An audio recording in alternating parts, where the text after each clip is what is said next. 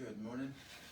This is video 84, Proverbs 29:11 through 18. A fool utters all his mind, but a wise person keeps it until afterwards. It's easy to recognize fools because they vent their rage and let their words come without a filter. It just all pours out. But the wise bite their tongue and hold back what they could say. And there's a lot to be said about that. Keep a guard over your mouth. Let the words that come out of your mouth be good. And be quick to hear, slow to speak. Quick to hear, slow to speak, and slow to get angry.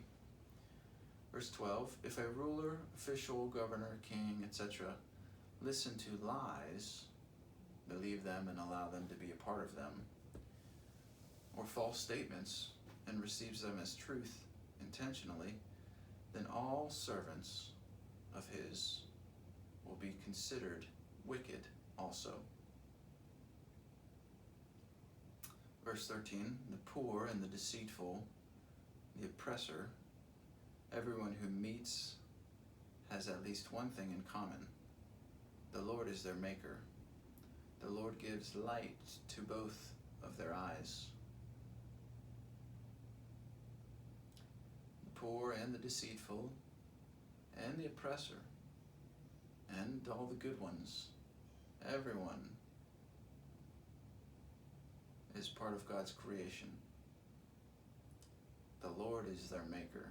You have that in common. The Lord is our maker. We have that in common. You were made by the Lord. I was made by the Lord. Whether we're submitting and following and sacrificing our lives to the Lord is a different story.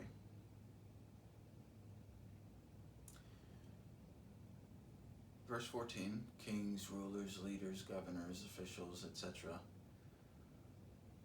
judges in each county that faithfully judge the poor, these one's thrones,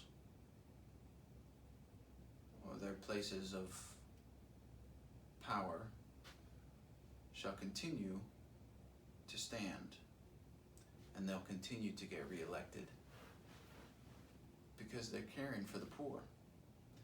The rod gives wisdom, and reproof gives wisdom, but a child left to himself or herself brings their mother shame. For your own soul, if you are one that's without parents, find somebody to help in the process of growing up, growing into Christ, maturing, having somebody to tell you yes or no, having somebody to guide you. You don't want to just be left to yourself. Ask parents of other friends or teachers or coaches to help be a parental figure for you, or just an older mentor or an older friend. Hey, would you be an older friend for me? An older person that helps me? Ask. When the wicked are given more power or are increased in number, sinfulness also increases in that area. Community, state, nation, or city. But the righteous, the lovers of God, will patiently wait and see their downfall. For God does not permit wicked to reign forever. Verse 17, correct thy son or daughter, and they shall give you rest.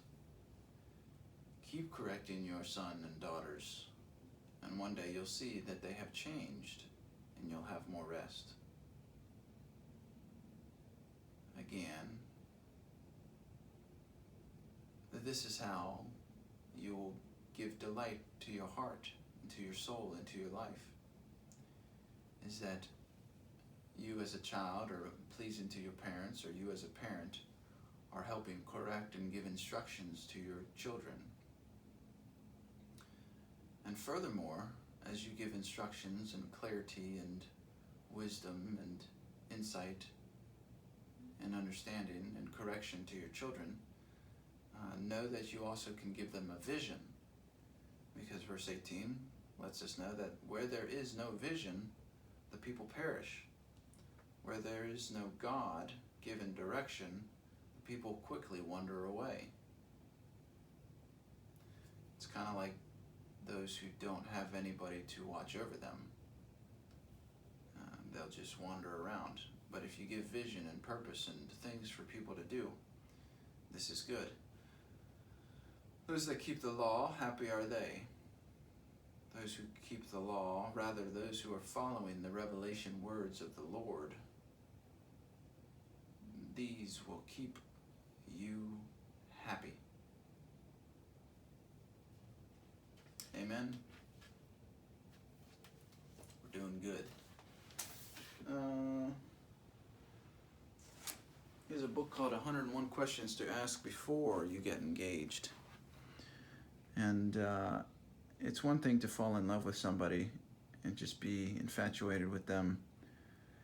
But it's another thing to ask them questions. What jobs have they held? How long? What they liked or disliked about it? What are their hobbies or interests besides work? Because sometimes people will just do things out of a need for somebody else to be in their lives and then think that that's good and that's what causes them to be together. But what we want to do is actually find out about the person themselves apart from you and what they do in life apart from you, so that you can find out whether or not you all are a match, that you feel like you are made for each other, and that Christ remains first, and that your callings line up, and that the vision is the same. Ask a whole lot of questions and stay in groups. And love them enough to pray for them and talk to their parents.